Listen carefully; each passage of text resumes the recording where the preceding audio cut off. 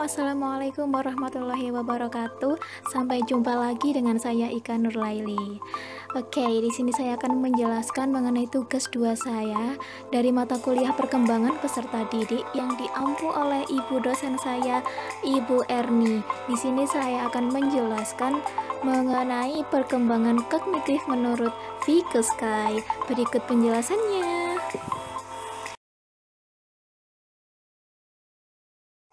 Oke, langsung saja ya. Yang pertama perlu kita ketahui siapa sih Vygotsky itu.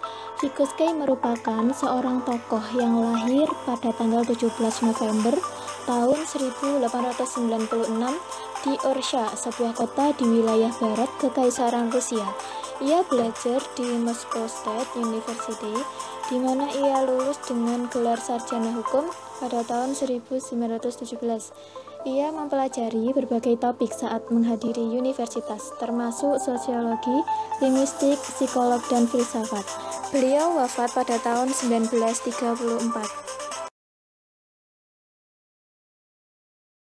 Selanjutnya, apa sih remaja itu?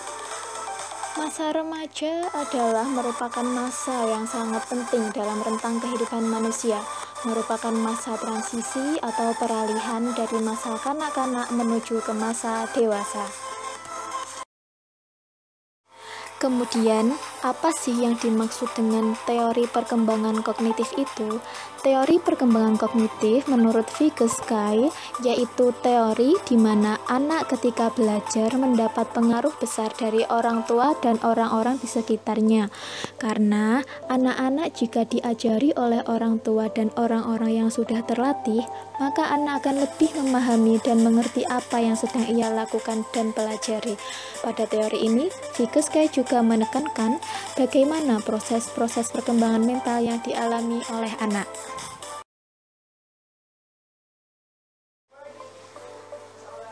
Di sini perkembangan teori menurut Vygotsky dibagi menjadi 3 tahap. Yang pertama yaitu zona perkembangan proksimal, yang kedua scaffolding, dan yang ketiga bahasa dan pikiran.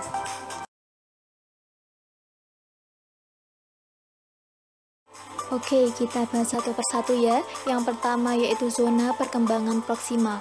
Di sini telah saya rangkum bahwa Vygotsky percaya bahwa anak-anak akan jauh lebih berkembang jika berinteraksi dengan orang lain. Anak-anak tidak akan pernah mengembangkan pemikiran operasional formal tanpa bantuan orang lain. Vygotsky membedakan antara actual development dan potential development pada anak.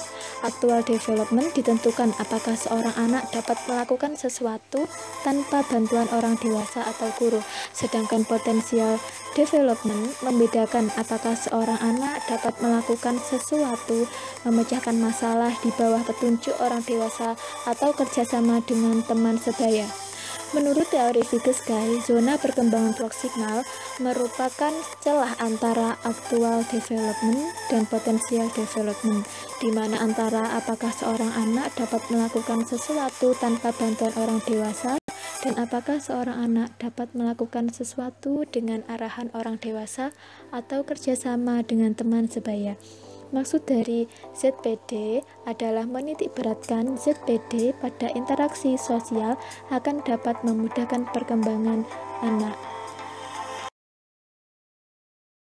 Selanjutnya, poin B yaitu tentang scaffolding. Scaffolding merupakan istilah terkait kognitif yang digunakan Vygotsky untuk mendeskripsikan perubahan dukungan selama sesi pembelajaran di mana orang yang lebih terampil mengubah bimbingan sesuai tingkat kemampuan anak. Dan kemudian scaffolding merupakan suatu istilah yang ditemukan oleh seorang ahli psikolog perkembangan kognitif masa kini, yaitu Jeremy Brenner, yakni suatu proses yang digunakan orang dewasa untuk menuntun anak-anak melalui zona perkembangan proksimalnya.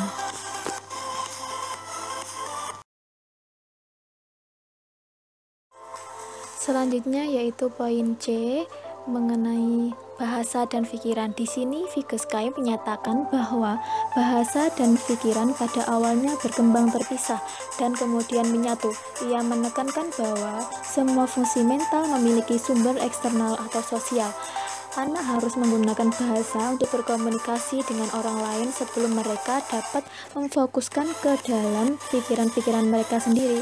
Anak juga harus berkomunikasi secara eksternal dan menggunakan bahasa untuk jangka waktu yang lama sebelum mereka membuat transisi dari kemampuan bicara eksternal menjadi internal. Masa transisi ini terjadi pada usia 3-7 tahun dan meliputi berbicara dengan dirinya sendiri. Setelah beberapa waktu, berbicara pada diri sendiri menjadi hal yang alami bagi anak, dan mereka mampu bertindak tanpa melakukan aktivitas verbal.